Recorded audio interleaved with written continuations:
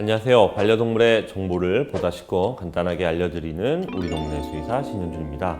지난번에 우리 결석 환자에서 어떻게 영양 관리를 하면 결석이 덜 생길까, 혹은 신장이 안 좋은 환자에서는 어떤 영양적인 부분을 고려해서 급여를 해야 될까 등에 대해서 좀 알아봤는데요. 자, 오늘은 전편에 이어서 이제 간이 안 좋은 환자 혹은 담낭이 안 좋은 환자에 대해서 어떤 영양 관리가 필요한지에 대해서 알려드리려고 합니다. 자, 먼저 간이라고 하는 장기는 가지고 있는 기능이 1500가지 이상 굉장히 많은 기능을 하고 있다라고 알려져 있는데요. 이 간의 기능이 떨어지는 것을 우리는 간부전이라고 합니다. 보통 병원에서는 간에 어떤 손상이 되었다라고 하는 것을 혈액 검사를 통해서 이제 판단을 하게 되는데요. 대표적인 지표로는 ALT라고 하는 거와 AST라고 하는 게 있습니다. 이 ALT라고 하는 거는 알라닌 아미노 전이효소라고 부르고 GPT라고 부르기도 합니다. 아스팔테이트 아미노 전이효소라고 부르고 다른 표현으로는 GOT라고도 부르기도 합니다. 자, 이 두 가지 효소 수치들은 간 세포 내에 존재하는 효소로 간이 손상되게 되면은 이 효소들이 혈중으로 흘러나오게 되고요. 혈중 농도가 올라가게 됩니다. 그래서 저희가 혈액 검사에서 이 ALT, AST라고 하는 이 두 가지 수치가 올라가게 될 경우 간이 손상되었다 이렇게 판단을 하게 되는데요. 그러면 이렇게 간이 손상된, 그리고 간의 기능이 떨어진 간부전 환자에서 영양적인 관점에서는 어떤 부분을 이제 신경을 써야 될까요? 먼저 가장 중요한 것은 양질의 충분한 단백질을 공급해 주는 겁니다. 실제 우리가 간에서는 알부민이라고 하는 혈장 단백질을 합성을 하게 되는데요. 이 알부민은 영양소를 운반한다거나 그리고 혈장 내에 삼투압을 유지를 하게 됩니다. 그래서 이 간 기능이 떨어져서 저 알부민 혈증이 오게 되면은 복수나 흉수가 찰 수 있고, 심한 경우에는 혈압이 떨어지게 돼서 실제 위험한 상황으로 이어지기도 합니다. 그래서 이러한 이제 간에서 합성을 하지 못하는 그런 알부민을 잘 보충하기 위해서 일단 양질의 단백질 흡수가 그래서 중요하고요. 근데 이제 간이 안 좋을 때는 단백질을 좀 제한해야 된다 이런 얘기도 들으신 적이 사실 있으실 겁니다. 근데 이런 얘기 왜 나왔냐면, 단백질을 우리가 흡수를 하게 됐을 때 이 단백질이 분해가 되면 질소 노폐물이 생성이 됩니다.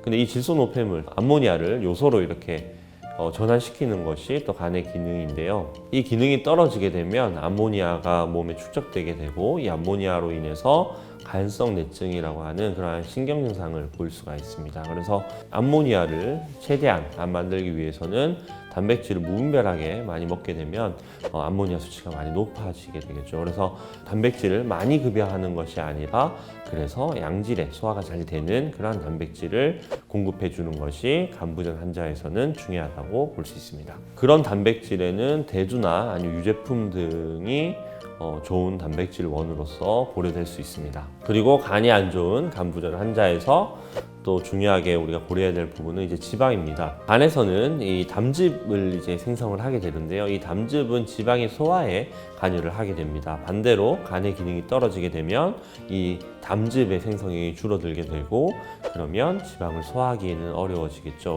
그래서 소화가 잘 되는 그러한 지방은 불포화 지방산이 될 거고요. 그 불포화 지방산에는 대표적으로 유제품이나 아니면 코코넛 오일 등이 활용될 수 있습니다. 그리고 별개로 일단 간부전 환자는 저염식을 해서 고혈압이나 복수를 예방하는 것이 또 필요하겠고요. 그리고 비타민 C와 비타민 E와 같은 그런 항산화제도 실제로 간을 보호하는 데 도움이 되게 됩니다.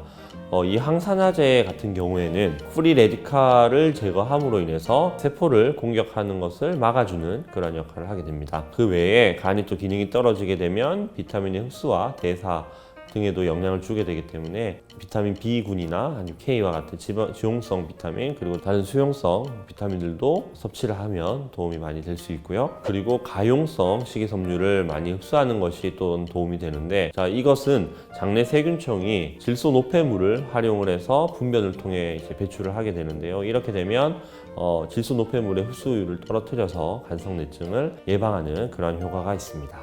이런 가용성 식이섬유는 어떤 것들이냐면, 이제 차전자피라고 들어보셨을 거예요. 그 차전자피나 이눌린 이런 것들이 대표적인 가용성 식이섬유라고 할 수 있습니다. 자, 이래서 이 간부전 환자에서는 정리를 하자면, 간부전 환자에서는 첫 번째로는 양질의 단백질을 공급해 주는 것, 그리고 두 번째로는 소화가 잘 되는 형태의 지방, 세 번째는 저염식, 그리고 네 번째는 황산화제를 급여하는 거, 그리고 다섯 번째는 비타민을 적절하게 공급해 주는 거, 그리고 마지막 여섯 번째는 가용성 식이섬유를 공급해 주는 것. 이렇게 해서 크게 6가지로 구분할 수가 있겠습니다. 자, 다음은 이제 담낭인데요. 담낭이 안 좋은 환자에 대해서 알아보려고 합니다. 이 담낭이라고 하는 거는 간에서 생성된 담즙이 저장되는 저장소로서의 역할을 하는 건데요. 이 담낭에 혹은 담관에 이 돌이 생기는 걸 담석이라고 하고, 혹은 거기 찌꺼기들이 생기는 거를 이제 담낭 찌꺼기, 담낭 슬러지 이렇게 표현을 하게 되고요. 이로 인해서 담낭에 있는 담즙이 잘 배출되지 않는 것을 우리는 담즙 울체라고 부릅니다. 자, 이렇게 되면은 이 담즙이란 건 이제 지방을 소화하는 데 도와주는 그러한 액이라고 보시면 되는데요. 결국 이게 제대로 배출이 되지 않고 방해를 받게 되면 결국은 지방을 잘 분해하지 못하는 그런 상황이 됩니다. 이것도 우리가 병원에서 우리가 혈액 검사를 하면 ALP나 GGT와 같은 혈액 수치로 또 판단을 하게 되는데요. 담즙 울체가 있을수록 이 ALP, GGT 수치가 높아지게 됩니다. 이 ALP는 알칼라인 포스페이트로 알칼리성 인산 분해 효소라고 부르고요. GGT는 감마 글루타밀 전이 효소라고 부릅니다. 자, 이런 수치들이 올라가고 담낭에 문제가 있는 환자들은 대부분 이 갑상선 기능 저하증이나 당뇨 혹은 쿠싱 호르몬과 같은 그런 대사성 질환을 동반하고 있는 경우가 많고, 혹은 고지혈증이나 고콜레스테롤 혈증을 가지고 있는 경우가 많습니다. 따라서 저지방식을 하는 것이 도움이 되고요. 실제 우리가 담낭에 문제가 있을 때 예방적으로 담낭을 적출하는 그런 수술적 치료를 하기도 하는데, 이렇게 담낭을 떼는 환자에서도 저지방식이를 해서 지방 소화가 안 되는 어떤 상황을 잘 관리해주면 좋습니다. 실제로 이렇게 지방이 소화가 잘 안 되는 환자들은 변에서 일단 지방이 나오는, 즉 기름이 낀 변을 보는 경우가 사실 있는데요. 그것을 우리가 지방변이라고 부릅니다. 이런 지방변을 볼 때까지 많은 양의 지방을 사실 급여를 해서는 안 되고, 서서히 지방 함량을 높여가면서 지방변을 보지 않는 어떤 수준에서 일단 지방을 적절하게 공급해 주는 것이 이런 환자에서는 도움이 될 수 있다, 이렇게 볼 수 있습니다. 자, 그래서 오늘 이 간이랑 담낭이 안 좋은 그런 환자에서 어떤 부분에 포인트를 맞춰서 영양적인 부분을 케어를 할 거냐라는 부분에서 다뤄봤는데요.